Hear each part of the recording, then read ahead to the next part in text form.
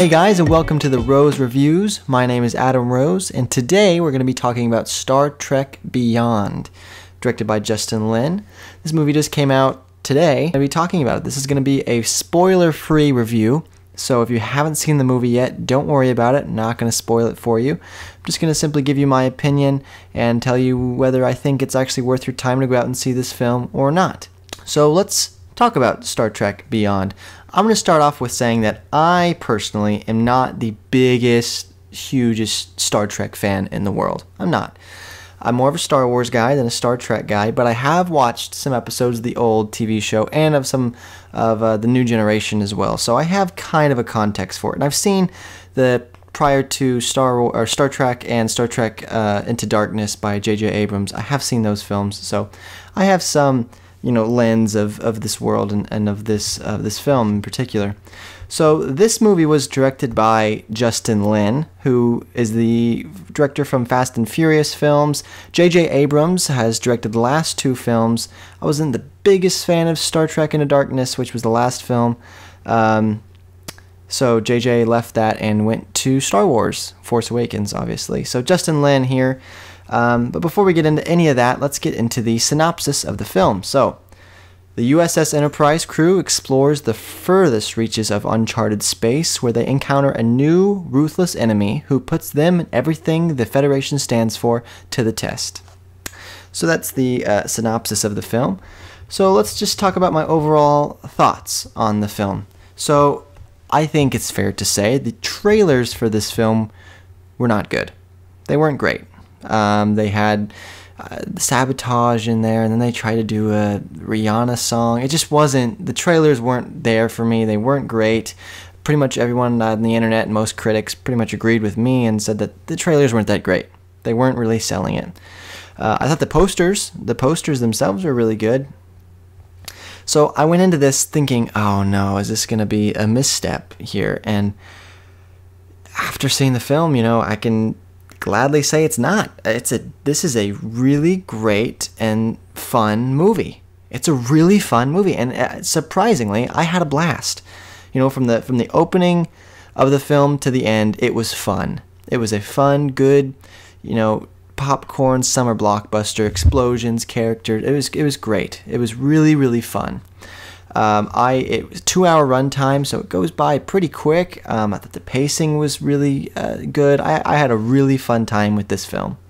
So let me go into some specifics as to why I felt that way. So let's talk about the director, Justin Lin. As I said, he's directed some of the Fast and Furious films. He's known more for his action films, and I can say I thought the action and those things were filmed really well in this movie. We'll talk about some of the acting and the other things as we go forward, but overall, I have no complaints about Justin Lin directing this film. I thought he did a really good job with it.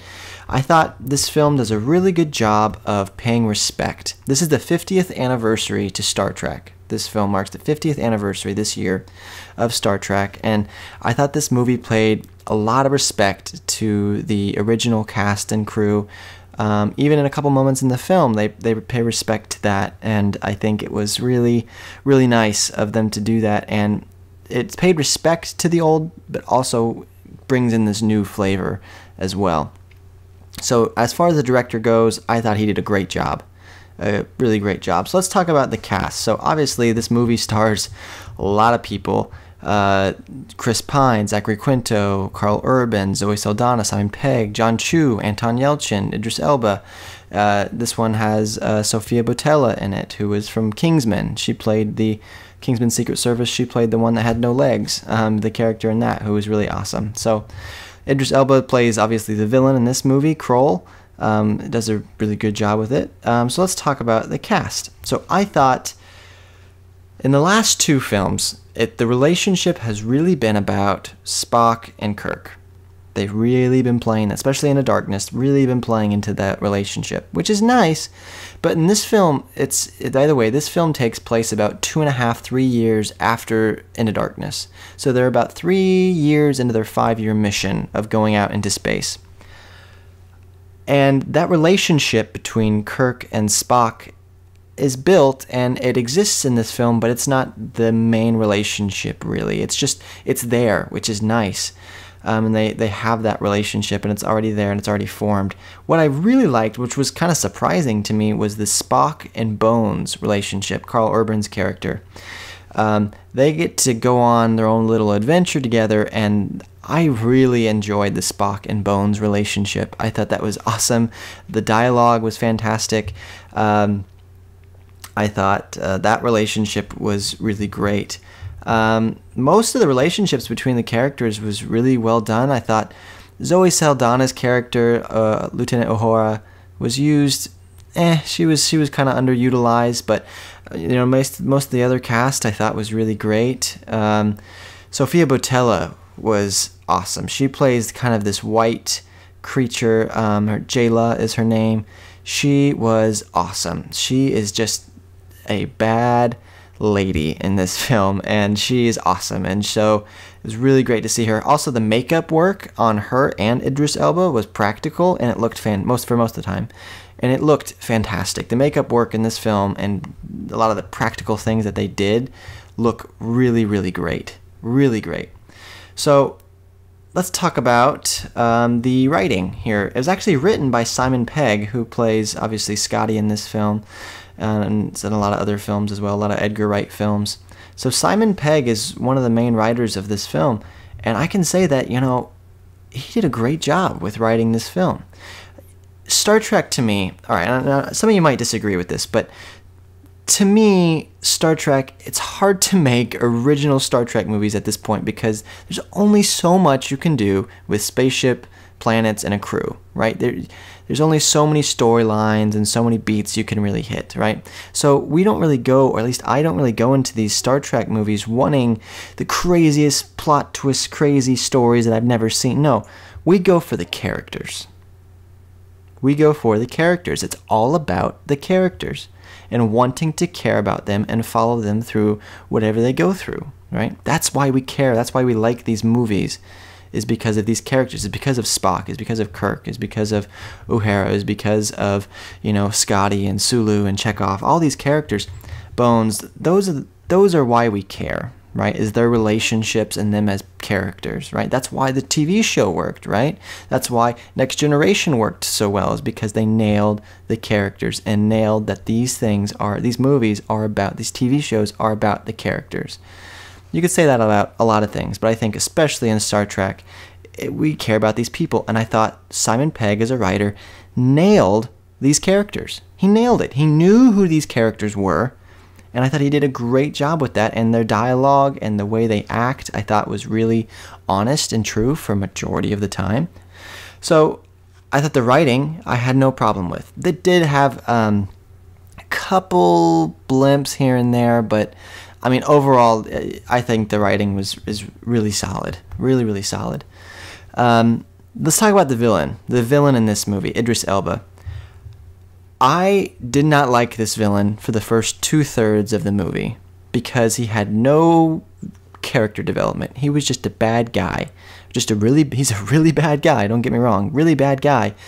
But you don't know why he was a bad guy. I was like, why? What is he doing and why? And of course, and then you get to the third act and you're like, oh, and it was actually, and I'm not tooting my own horn here, but very rarely do I not see plot twists coming up, and I did not see this one. I don't think you will either. There's a twist, and I really liked it, and I thought it worked really well for the film, and you learn a lot more about why Idris Elba's character is doing this, and I thought that was really, really nice.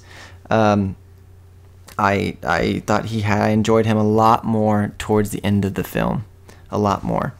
So let's talk about Anton Yelchin.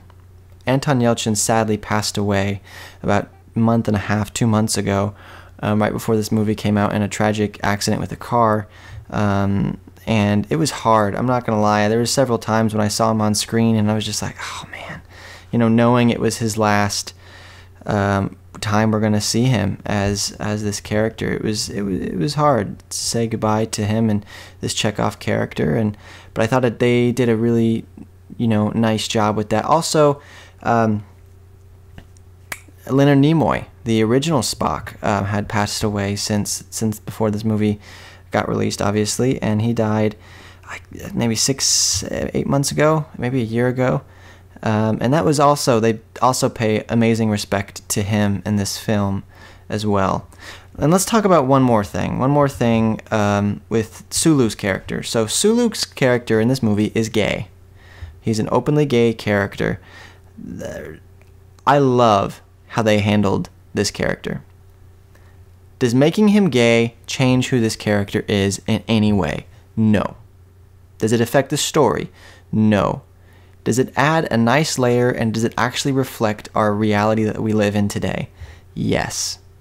But it does not make a big deal out of it at all, which is exactly how this should have been handled, and exactly is how Hollywood should start doing this in these movies, because that's the world we live in today, and there are people like that, and movies should be a reflection of our society, and we should see, especially in these, it's Star Trek, but at the same time, it's real people, so, we should see what our society looks like, and I thought they did a great job with making him an openly gay character. I didn't take away from the film, it didn't change the story by any means. If anything, it added a slight layer of depth to a little bit in the third act because of what's going on, so I thought they handled that really, really well. So overall, I had a blast with this film. It was just a fun, popcorn in your face, Star Trek summer movie. I think if you're looking for, an adventure movie that's just fun, Star Trek, if you're a Star Trek fan, I think you'll really enjoy this. If you liked the original TV series, I think you'll enjoy this. Or if you've just liked the J.J. Abrams movies, I think you'll enjoy this. I think this will be the most liked Star Trek movie from fans of the original TV show and fans of just recent coming with these films that to date. I think people will mostly agree on liking this film more than they have the Star Trek with J.J. Abrams or Star Trek Into Darkness. I think this film people will agree more on. It has a fresh score on Rotten Tomatoes right now at about 78%. So people and critics mostly are liking it, and I think you'll really enjoy it and have a fun time with it. I would recommend that you go and see it. So out of a score from 0 to 5, 0 being a thorn, being a terrible movie, 5 being a full-grown rose, best movie I've ever seen, I'm going to have to give this just for it was just fun. It was fun. I had fun from the opening to close. I'm going to have to give it a 4 out of 5. I'm going to have to give it a rose with just a couple petals, and 4 out of 5. I enjoyed this movie. I had fun from beginning to end. It was never really slow for me. It had a really steady pace. I really enjoyed it. A couple cheesy things here and there that make it not maybe a 5 out of 5, but it was fun, and I enjoyed it, and I think you'll enjoy it as well. So thank you guys. If you enjoyed any part of this review today, go ahead and like this podcast on iTunes, subscribe, and go ahead and like us on Facebook at The Rose Reviews. Until next time, I'll see you at the movies. Bye-bye.